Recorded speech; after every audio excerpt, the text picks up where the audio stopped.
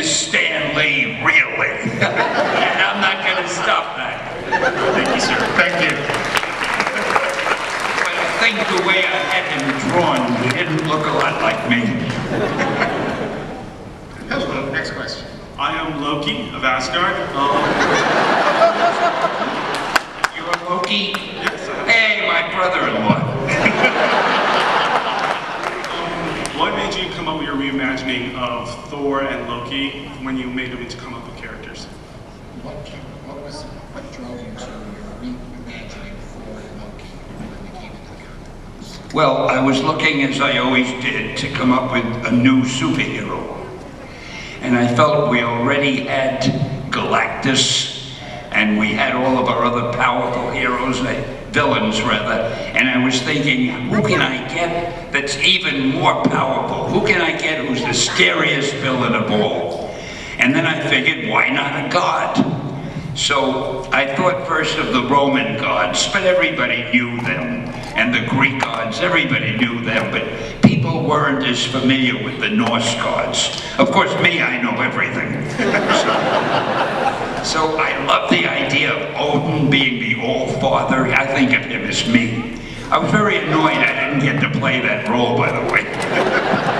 And I wanted Thor to be the hero, and of course, who's the villain gonna be? Thor's evil brother, Loki. I love that team up there. As a matter of fact, when I first wrote it, Thor was an American doctor who walked with a cane. He had a limp. And I forget the whole story, all the details, but he had to go to Norway for some reason. And when he was in Norway, he was doing something good. I forget what it was, but he saw this hammer lying in the woods somewhere, and you couldn't see it, it was concealed, but he had bumped into it. And there was a sign that said something like, only someone who's pure of heart and deserving, blah, blah, blah, can lift this hammer.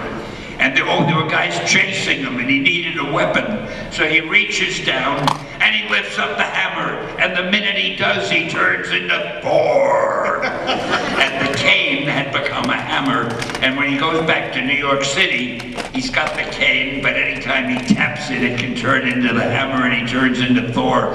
They left all of that out in the movie, which is fine, because it's too complicated anyway. And I forgot what your question is, and I'm rambling on it. I tend to do that. Question for you. When you are creating characters, do you have to worry about making them too powerful? Do you hit a point where then what can ever stop them? What can ever be their challenge? No, that's what's fun. I try to get a villain who is so powerful that nothing can stop him, then I have to find a hero who's powerful enough to stop him. And it's like you're always doing a puzzle all the time. If it was easy, writing would be boring.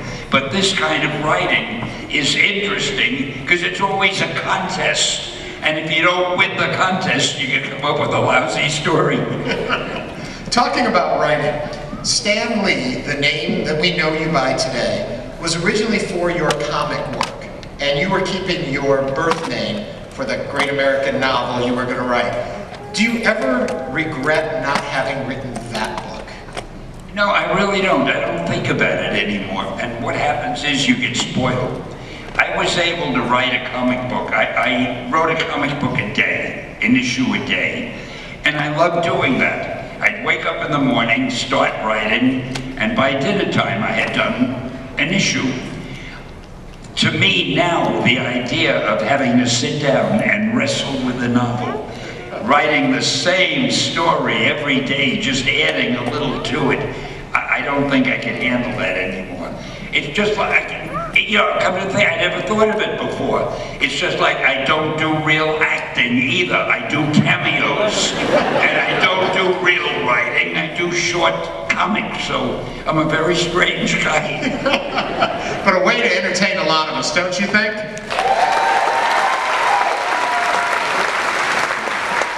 Next question. Hi, so I know we can't ask about future cameos. Boy, you people are obsessed with cameos out here today. So the question is, Of the past cameos you've done, what has been your favorite? And is there anybody, like you've done Hugh Hefner and you've done Larry King, is there any other celebrity you'd like to possibly portray?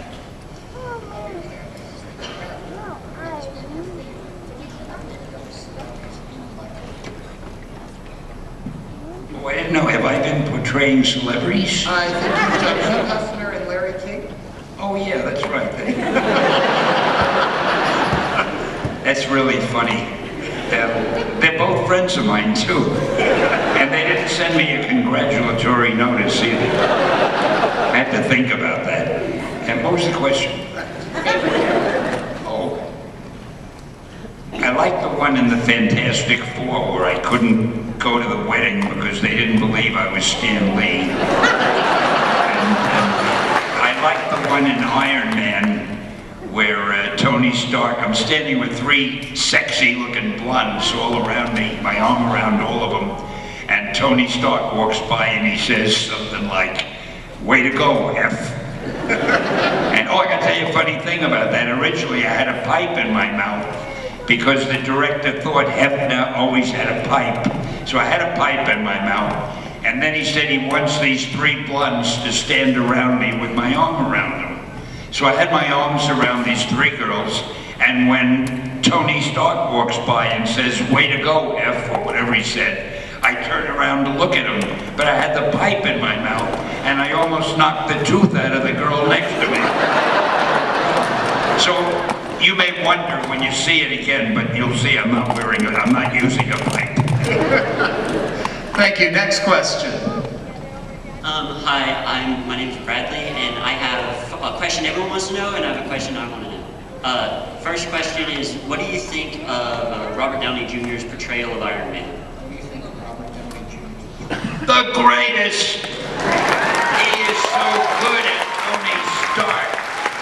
I cannot tell you, nobody was ever cast more perfectly than Robert Downey Jr. as Tony Stark. He couldn't be better. And he's also a hell of a nice guy. All right, and my other question is, what does it mean to be worthy, to be able to lift Thor's hammer? Because it would seem like Captain America should be able to. I heard Spider-Man could, so. What does it mean to be worthy to lift Thor's hammer?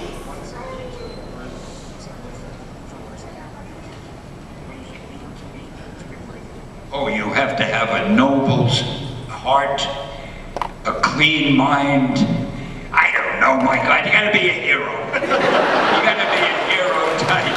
I'm not heroic enough to know, because this will surprise you, but I am not able to lift Thor's hammer. I can lift one of Hawkeye's arrows barely. Thank you. It's hard to answer seriously. I'm sorry, what? Talking about different versions of your characters that you've seen, I think to the Hulk, it has been realized in so many different versions through the years. Do you have a particular favorite? Do they all fit together as one big story for you? How do you interpret all the different versions? With the Hulk? I'll tell you a funny thing about the Hulk. You may wonder why it's not that I don't want to answer your question. I don't know how to answer it. But you may wonder why his body is green. When we started the thing, when I came up with the idea, I wanted to get a monster who was a good monster because it came from the Frankenstein movie, if you remember that one with Boris Karloff. I always thought the monster was the good guy. He didn't want to hurt anybody, but these idiots were always chasing him up and down the hill with torches. So I wanted to get a monster who's misunderstood. So I came up with the Hulk. Now, the problem I had was I knew our readers love costumes. If a hero didn't have a costume, they were bored with him. And I found that out with the Fantastic Four. They said, we like the Fantastic Four, but we'd like them to have costumes. So anyway, I thought, how can I get a monster to wear a costume? And I figured the only thing similar, I would give him different color skin than anybody else. It would be like a costume. So I decided I'd make his skin very gray. I thought that would look kind of ominous. And And in the first issue, if those of you who've seen issue #1 of the Hulk, his skin is gray. But the printer couldn't handle gray well. In one page he was light gray, in one page he was dark gray, in one page he was black, in one page he was white. I said, this will never do. Now, when you're an editor, you're very powerful. So I called the printer and I said, I want a different color for the Hulk. And I thought, what color is nobody using?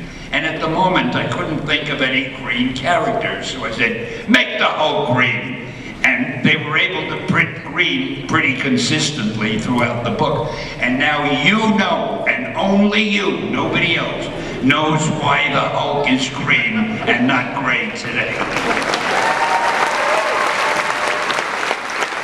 Speaking of that, which has nothing to do with that, when you talk about the cameos, I gotta tell you a funny thing about doing cameos. They have me go to the studio to do the cameo where they're shooting the movie. So, one of the times I went, I was wearing a white shirt, a black sweater, a pair of beige pants, and white sneakers. So I walked in, and they said, okay, you gotta go to wardrobe now. So I went to wardrobe, and the wardrobe woman said, here, I want you to put on this white shirt, this black sweater, this pair of beige pants, and the white sneakers. And I said, maybe you haven't noticed, that's what I'm wearing now. And she said, no, no, you've got to wear our white shirt and black sweater and see it. And I had to take off what I was wearing and put on the exact same thing because it came from their wardrobe. And that's just a little aside as to the things we great actors have to go through.